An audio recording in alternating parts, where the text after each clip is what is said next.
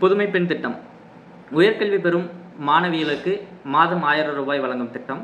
இது ஏழை எளிய அரசு பள்ளியில் பயின்ற பின்தங்கிய பிற்படுத்தப்பட்ட தாழ்த்தப்பட்ட என் பிள்ளைகளோட எதிர்காலத்துக்கான முதலீடாக நாங்கள் பார்க்குறோம்.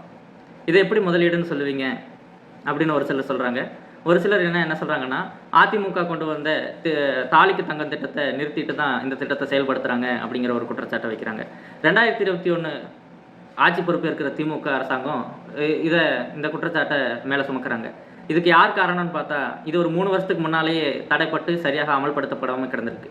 2022 2023 நிதியாண்டுக்கு அன்றைக்கு நிதியமைச்சராக இருந்த திரு பழனிவேல் தியாகராஜன் அவர்கள் ஒரு இதை சொல்கிறாரு. என்ன சொல்கிறாருன்னா, மூவலூர் ராமாமிர்தம் அம்மையார் திருமண உதவித்தொகை திட்டம் உயர்கல்வி உதவித்தொகை திட்டமாக மாற்ற போகிறோம் அப்படிங்கிற மாதிரி சொல்கிறார்.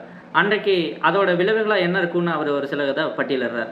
அதில் என்ன சொல்கிறாருன்னா, பெண் பிள்ளைகள் மாணவியர்களோட சேர்க்கை விகிதம் கூடும், மாணவியர்களோட இடைநிற்றல் குறையும் அப்படிங்கிறத அன்றைக்கி சொல்கிறார். அது அப்படித்தான் நடந்திருக்கா அப்படிங்கிறத 2025 கல்வி ஆண்டில் சேர்க்கை விகிதத்தை பார்க்கும்போது சரியாக தெரியுது. அதை ஒன்றிய அரசு நமக்காக வெளியிடுறாங்க.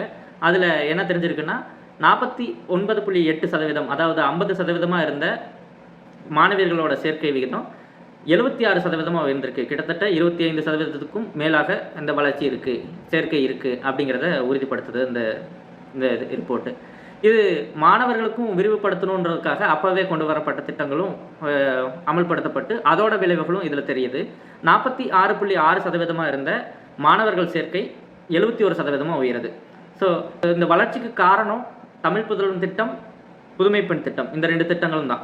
இதை நாங்கள் சரியாக சொல்லணும்னா முதலீடுன்னு தான் சொல்லணும். தாலிக்கு தங்கத்தை நிறுத்திட்டாங்க அப்படிங்கிற குற்றச்சாட்டுக்கு பதில் என்னென்னா, தாலிக்கு தங்கம் என்பது இலவசம். அதுவே ஏழை எளிய பிள்ளைகளோட வாழ்க்கையை எதிர்காலத்தை உயர்த்துகிற இந்த திட்டம்ங்கிறது ஒரு முதலீடு. இந்த திட்டத்தை நாங்கள் இப்படியே நிறுத்த போகிறதில்ல. இந்த திட்டத்தின் தொடர்ச்சியாக இதை 1500 உயர்த்த போகிறோம் அப்படின்னு திமுக அவங்களோட தேர்தல் அறிக்கையில் குறிப்பிட்டிருக்கிறாங்க. 2026 தமிழக சட்டப்பேரவை தேர்தலுக்கான நாள் ஏப்ரல் 23. யாருக்கு வாக்களிக்கணும், யாரை தேர்ந்தெடுக்கணும்னு உங்களுக்கு தெரியும். சரியாக தேர்ந்தெடுங்கள், சரியாக வாக்களியுங்கள். நன்றி.